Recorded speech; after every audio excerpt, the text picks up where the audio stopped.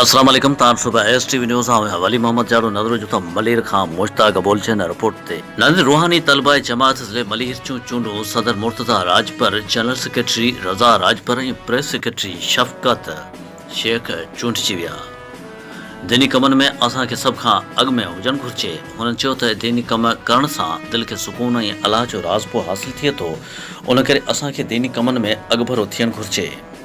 खलीफा doctor यूसुफ चन्ना जो चूंड तकरीब के खिताब तफसील मूजिब रूहानी तलबा जमात मलिर चूंडो सूबाई सदर मोहम्मद फराहन, नायब सदर सजन अली ताहिरी, प्रेस सेक्रेटरी मोहम्मद सईद ताहिरी ऐं ॿियनि जे निगरानी हेठि पुपरी ज़िले ऑफिस में थी गुज़रियो, जंहिंमें सदर मुर्तज़ा राजपर, जनरल सेक्रेटरी रज़ा राजपुर ऐं प्रेस सेक्रेटरी शफकत शेख खे चूंडियो वियो, जॾहिं त सीनियर नायब सदर इरसलान, नायब सदर अनवर ताहिरी, ज्वाइंट सेक्रेटरी साहिब खान, फाइनेंस सेक्रेटरी फिदा Hussain, information secretary Aamir Hussain, auditor Zeeshan, office secretary Fayaz ऐं मुआविन अदनान ताहिर खे चूंडियो वियो।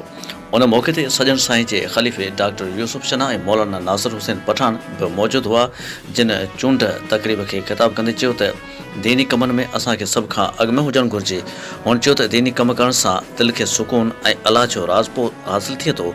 उन करे असांखे दीनी कमनि में अॻुपरो थियणु घुरिजे।